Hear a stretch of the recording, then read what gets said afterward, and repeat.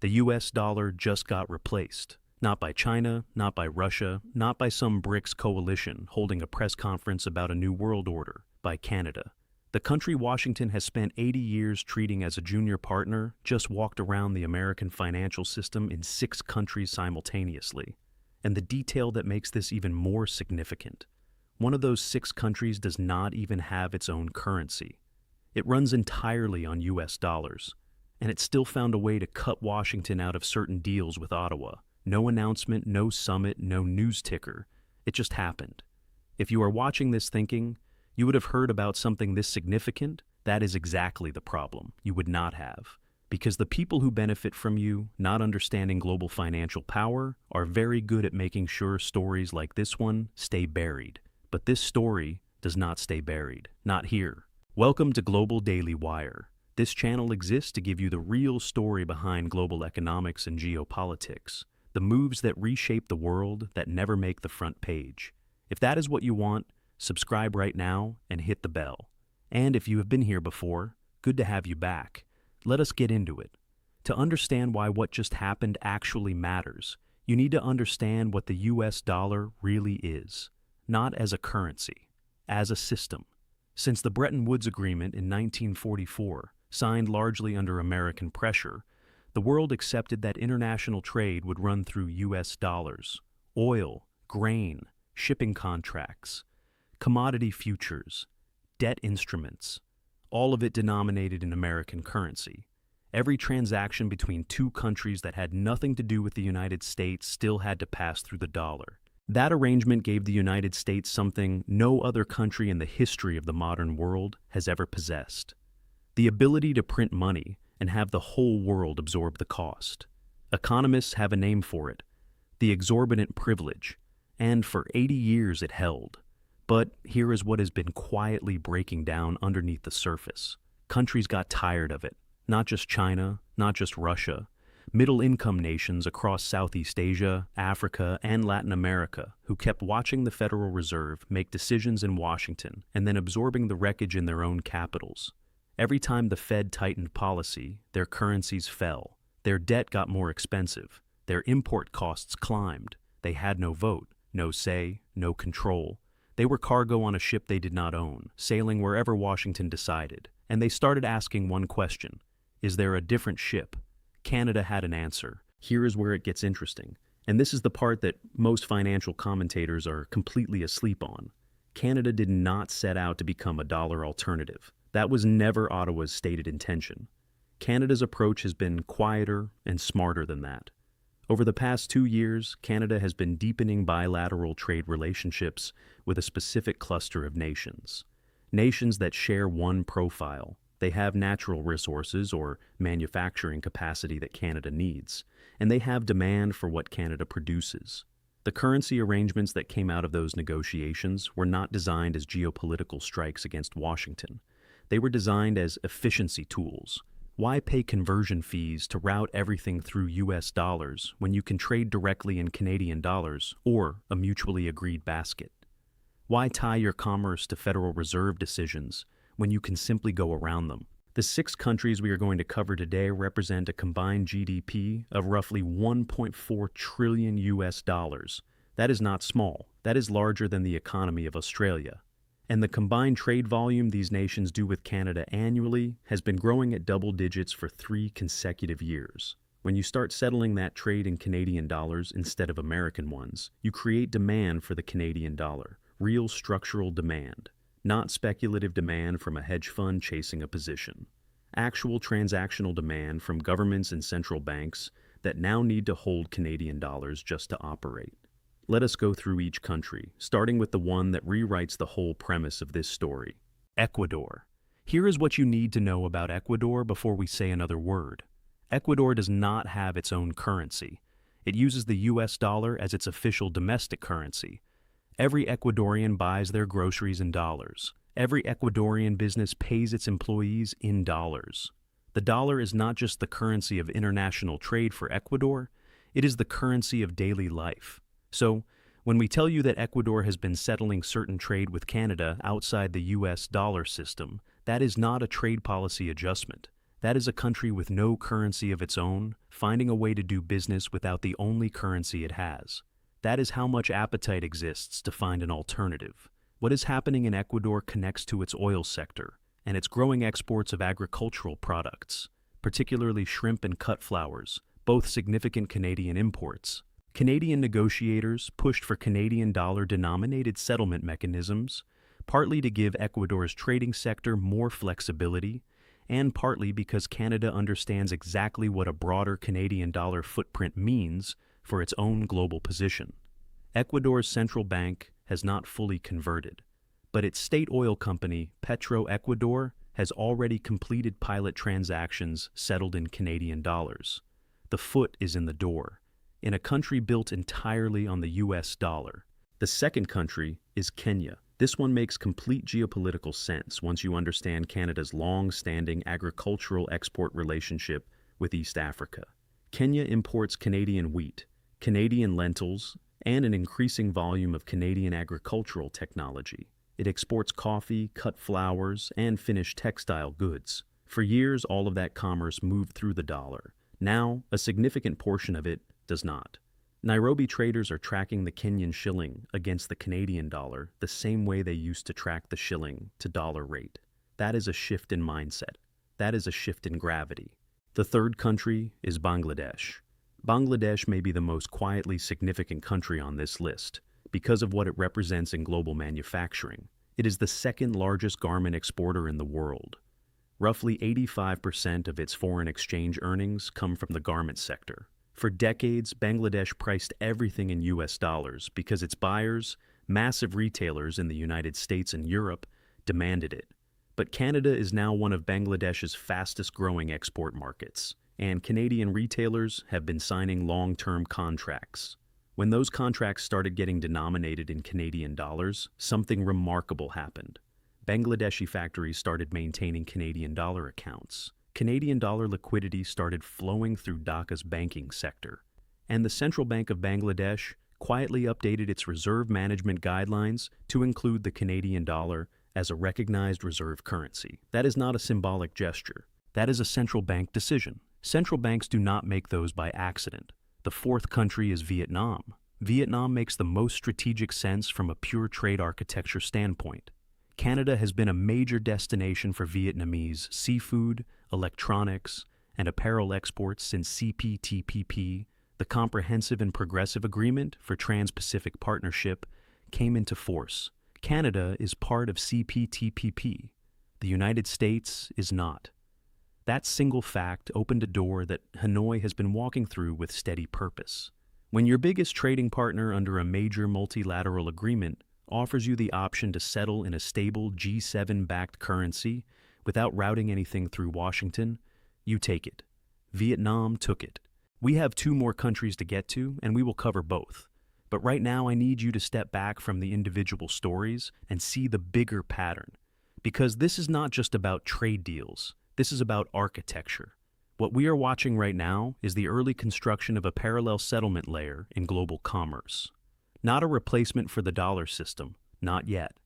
Maybe not ever completely, but a bypass lane, a road running alongside the American highway, used specifically when that highway becomes too congested, too expensive, or too politically loaded to use. And Canada, quietly, methodically, with almost zero public attention, is the country building that road. The 2 countries still to come make the picture even harder to ignore. The 5th country is Indonesia, the 4th most populous nation on Earth, a rapidly industrializing economy sitting at the intersection of the Pacific and Indian Oceans, and a country that has been aggressively diversifying its foreign exchange reserves for 5 consecutive years. Canada and Indonesia signed a bilateral trade facilitation agreement in late 2023. Inside that agreement was a quiet clause, an option to settle agricultural, energy, and mineral trade in Canadian dollars, with the Bank of Canada and Bank Indonesia as clearing counterparties. Indonesia did not make a public announcement, but Bank Indonesia's foreign reserve data told the story. Canadian dollar holdings went up. U.S. dollar share went down. Slightly, slowly, but consistently in the direction that matters. The 6th country is the one that should get Washington's attention most.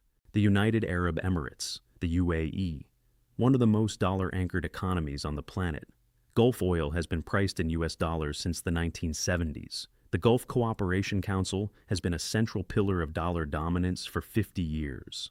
Saudi Arabia's petrodollar relationship with Washington is one of the foundational deals of the modern financial system.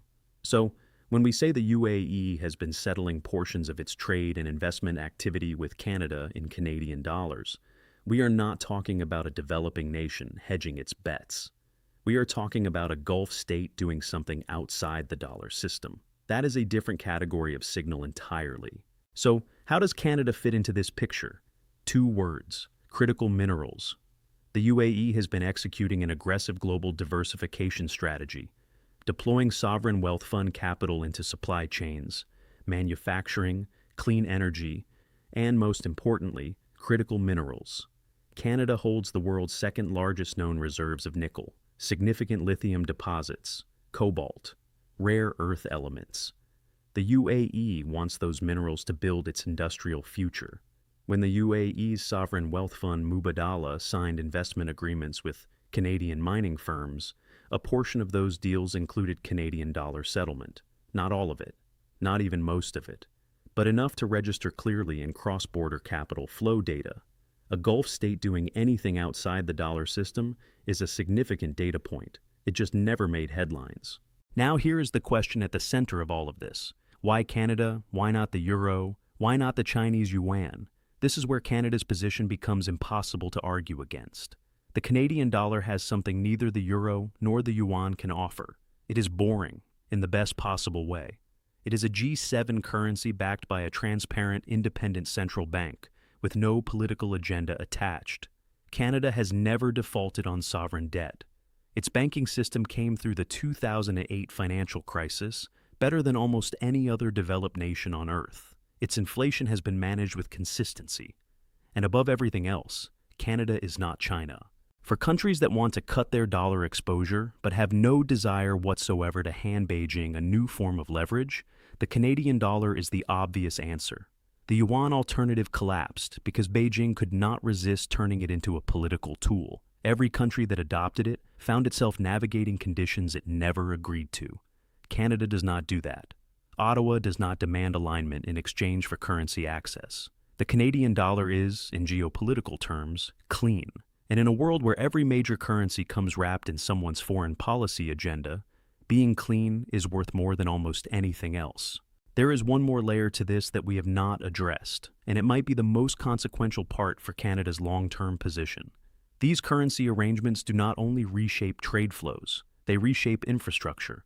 When a country starts settling trade in Canadian dollars, it needs Canadian dollar-denominated financial instruments to hold those reserves. It needs Canadian government bonds. It needs access to Canadian capital markets. It needs correspondent banking relationships with Canadian institutions. Every link in that chain is a new piece of Canadian financial infrastructure embedded inside another country's economy. Think of it as dropping anchors. The more anchors you drop, the harder it becomes for anyone to move you. Look at how the U.S. dollar system actually works. America did not just export a currency, it exported an entire financial ecosystem. SWIFT, correspondent banking, treasury bills. Canada is not going to replicate that in 5 or 10 years. But the direction is now set. And the 6 countries we have discussed are the opening move, not the final one. There are more conversations happening, more bilateral arrangements in early stages. Southeast Asia, West Africa, South America. Canadian trade officials are active across all of those regions, and the currency question is on the table in more meetings than Ottawa is publicly acknowledging. What we are watching in real time is a country discovering the weight of its own financial position. For most of Canada's modern history, the Canadian dollar has been treated as a lesser version of its American counterpart, a dollar that buys less, a currency that follows the Fed, a financial afterthought. That perception is changing, and the 6 countries that stopped routing through Washington to do business with Ottawa are the evidence. We have covered the 6 countries. We have talked about why each one made this move and why the Canadian dollar is the currency that benefited. Now let us talk about what it actually means. For Canada as a country, for its relationship with the United States, and for you personally. Because this is not just an economic story, it is about national identity, about strategic power, and about a choice that Canada is going to have to make. And that choice will define this country's position in the world for the next several decades. Start with the United States. Washington has noticed. The Federal Reserve tracks currency trends globally. The State Department monitors financial arrangements between allied nations. Canada's currency swap agreements with Ecuador, Kenya, Bangladesh, Vietnam, Indonesia, and the UAE are not invisible. The question is not whether Washington is aware. The question is how it responds. The United States and Canada are not adversaries, but they are no longer identical partners either. The era of Canadian foreign economic policy, functioning as a subset of American policy, is ending. It is ending because the world changed, and Canada's resource endowment became globally strategic in ways it simply was not before. Ottawa has quietly developed a more independent sense of its own national interest. That is maturity. Every serious middle power goes through this evolution. Canada is going through it now. Washington will manage this through institutional pressure rather than open confrontation. Expect calls for alignment. Expect quiet friction inside G7 frameworks around trade settlement norms. Expect pressure in areas like defense commitments and energy export policy. Washington does not yell. It squeezes. Canada's job is to maintain the alliance while protecting the new financial architecture it has built.